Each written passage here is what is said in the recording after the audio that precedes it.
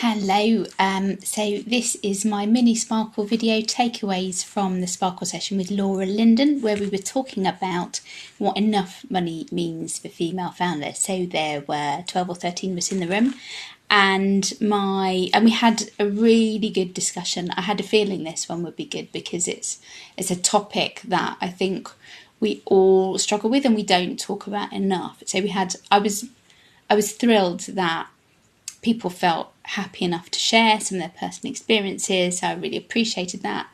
And so my top 3 takeaways for anyone who couldn't make it, really early on, Laura said that, reminded us it's only the last 50 years that that women have been able to have bank accounts and mortgages without having men, our husbands or our brothers or whoever, co-signing for us.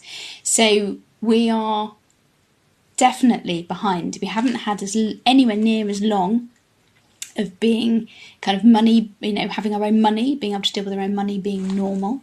And therefore we don't talk about it in the same way that men do. We don't think about it in the same way that men do. There's an education piece there. There's a psychology piece there for us. And I think the thing that's along with that really important, therefore, is that we don't need to pile on criticism onto ourselves for not being better with money, for not getting money. While it is totally normal and understandable for us to kind of get into overthinking and criticising ourselves, it's not down to us. It's down, if we look at the environment and the conditions that we're operating in, we don't have the same starting point as men do in general.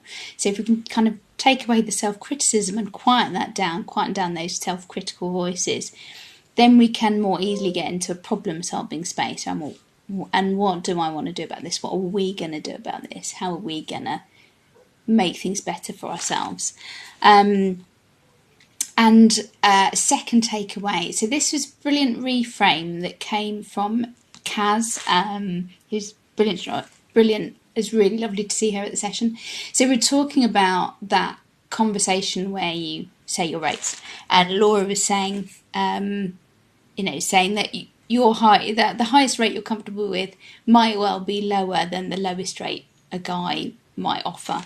And Kaz was talking about this, and she said that if you're feeling awkward about that, so one thing I know is that women can avoid price conversations because we're anticipating a conflict and we just want to avoid it. Whether there's going to be a conflict or not, we're imagining there might be. And Kaz said, that awkwardness thing though, it shouldn't be you feeling awkward that they can't afford you.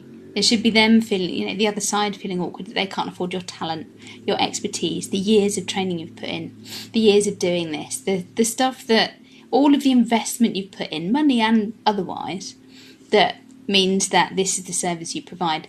They should feel awkward that they can't afford that and they're going to have to say no. And I love that reframe. I'm going to take that with me. And I think the other thing that is really strong in my mind, I've got a really strong kind of, maybe not mental image, but certainly it stayed with me, was Catherine shared that she said something that helps her when she's struggling a bit with rate setting and holding to her rate is that she wouldn't go to a doctor and then say, can you do a discount for me? She wouldn't go to a dentist, wouldn't go to the butcher. And she ended up saying you wouldn't ask for a discount on a cervical smear. So if that brings any more levity or humour or lightness to it, and Laura then said, well, you could bring that into the pricing conversation. It'd make the other side so uncomfortable that they wouldn't be worrying about your rates anymore. So that has totally made me smile. And I think there's probably, I'll have a fourth. There's probably one more thing which I want to share, which is that Laura talked about how it's not just the money. It's not just the money that's important here. If we're selling our businesses for less than they're worth, for in some cases millions less than they're worth, or they could be worth with just a little bit more preparation. If we're lowering our rates, then we're not just costing ourselves in terms of money, we're costing ourselves in terms of what that money means to us and that freedom that it gives us. And we talked a bit about privilege throughout the session, and sometimes it can be really uncomfortable that we feel that we've got more than other people, more money, but more other things as well, more opportunity, more freedom.